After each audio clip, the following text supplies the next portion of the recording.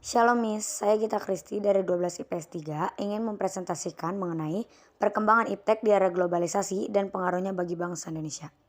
Ilmu pengetahuan dan teknologi atau iptek dapat dikatakan sebagai suatu hal yang berhubungan dengan teknologi, baik penemuan terbaru yang bersangkutan dengan teknologi maupun perkembangan di bidang teknologi itu sendiri. Iptek terus berinovasi untuk mewujudkan manfaat positif terhadap kehidupan manusia. Iptek tidak hanya bermanfaat dalam sarana kehidupan, tetapi juga untuk mempermudah segala kebutuhan hidup manusia. Dengan perkembangan iptek yang sangat pesat, manusia menjadi semakin mudah untuk berkomunikasi dalam jarak jauh, bahkan dalam lingkup dunia. Pengaruh iptek di berbagai bidang. Yang pertama, politik. Dampak positif iptek di bidang politik yaitu meningkatkan hubungan diplomatik antar negara, memperluas hubungan kerjasama antar daerah, memberikan dorongan yang besar terhadap konsolidasi demokrasi di banyak negara, tersampainya informasi dan berita tentang politik dengan cepat. Dampak negatif iptek di bidang politik yaitu meningkatkan nilai-nilai politik individu, kelompok oposisi, diktator mayoritas atau tirani minoritas. Negara tidak lagi dianggap sebagai pemegang kunci proses pembangunan, timbulnya fanatisme racial, etnis, dan agama dalam forum organisasi. Dan yang terakhir, adanya konspirasi internasional yakni pertentangan kekuasaan dan percaturan politik. Dan yang kedua adalah bidang ekonomi. Dampak positif iptek dalam bidang ekonomi yaitu mempermudah dan memperlancar kegiatan distribusi barang, memudahkan konsumen dalam memenuhi kebutuhan, meningkatkan investasi asing atau penanaman modal asing di negara sendiri, mendukung kegiatan produksi mulai dari bahan baku, mesin produksi, dan lainnya. Terbukanya pasar internasional bagi hasil produksi dalam negeri. Dampak negatif iptek dalam bidang ekonomi yaitu produk lokal makin terdesak dan sulit bersaing, perekonomian akan dikuasai orang asing cepat atau lambat. Timbullah kesenjangan sosial yang tajam karena persaingan bebas. Dan yang terakhir, terjadinya pengangguran bagi tenaga kerja yang tidak memiliki kualifikasi yang sesuai dengan yang dibutuhkan. Dan yang ketiga dalam bidang sosial budaya. Dampak positif iptek dalam bidang sosial budaya yaitu informasi di lingkungan masyarakat bisa dipublikasikan dan diterima oleh masyarakat. Mempermudah seseorang di suatu negara untuk mengetahui berbagai macam budaya di negara lain.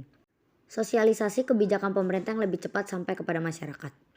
Dampak negatif iptek di bidang sosial budaya yaitu munculnya gaya hidup konsumtif dan selalu mengonsumsi barang dari luar negeri. Adanya sikap individualisme, yakni mementingkan diri sendiri dan tidak peduli terhadap orang lain. Bisa mengakibatkan kesenjangan sosial yang semakin tajam antara orang kaya dan miskin. Munculnya gejala westernisasi, yakni gaya hidup yang selalu berorientasi pada budaya barat tanpa diseleksi terlebih dahulu. Dan yang terakhir, lunturnya nilai-nilai keagamaan dan kehidupan bermasyarakat. Dan yang keempat adalah bidang hukum, pertahanan, dan keamanan. Dampak positif iptek dalam bidang hukum, pertahanan, dan keamanan yaitu memperkuat pertahanan dan keamanan, supremasi hukum, demokratisasi, dan tuntutan terhadap pelaksanaan hak asasi manusia. Memperkuat regulasi hukum dan pembuatan peraturan perundang-undang yang memihak dan bermanfaat bagi rakyat banyak. Dan yang terakhir, menguatnya tuntutan terhadap tugas-tugas penegak hukum yang lebih profesional, transparan, dan bisa dipertanggungjawabkan. Dampak negatif iptek di bidang hukum, pertahanan, dan keamanan yaitu menimbulkan tindakan anarkis dari masyarakat yang bisa mengganggu stabilitas nasional, ketahanan nasional, serta persatuan maupun kesatuan bangsa. Dan yang terakhir, peran masyarakat dalam menjaga ketertiban, keamanan, dan kedaulatan negara cenderung berkurang. Dan yang kelima adalah bidang pendidikan. Dampak positif iptek dalam bidang pendidikan yaitu menghubungkan orang di seluruh dunia, penyebaran informasi yang cepat, memajukan dunia pendidikan. Dampak negatif iptek dalam bidang pendidikan yaitu siswa malas belajar karena kurang bijak menggunakan media sosial, smartphone, dan laptop. Mempermudah terjadinya pelanggaran hak karena kemudahan mengakses data di internet. Dan yang terakhir, penyalahgunaan pengetahuan bagi orang-orang tertentu untuk melakukan tindakan kriminal. Berikut dampak positif iptek.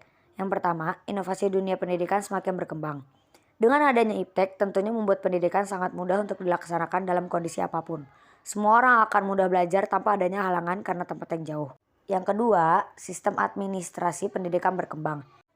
Iptek juga memudahkan dalam hal administrasi di dunia pendidikan. Orang tua dan mahasiswa tidak perlu repot-repot untuk mendaftarkan pendidikan hingga datang ke tempatnya. Dan yang ketiga, muncul metode pembelajaran baru.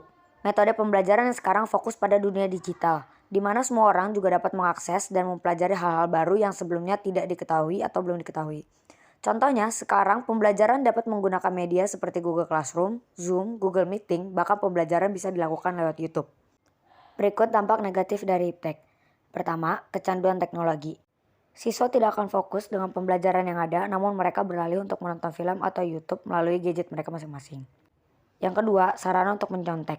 Dengan adanya iptek, siswa bisa saja mencontek dari Google atau buku untuk mengetahui jawaban dari soal yang diberikan. Siswa tidak akan benar-benar paham mengenai materi yang disampaikan. Setiap ujian mereka hanya mencontek jawaban yang sudah tertera di internet. Dan yang ketiga, sikap antisosial. Dengan adanya iptek, siswa lebih memilih menggunakan gadget dibanding bergaul dengan sesamanya. Sekian dari presentasi saya. Terima kasih.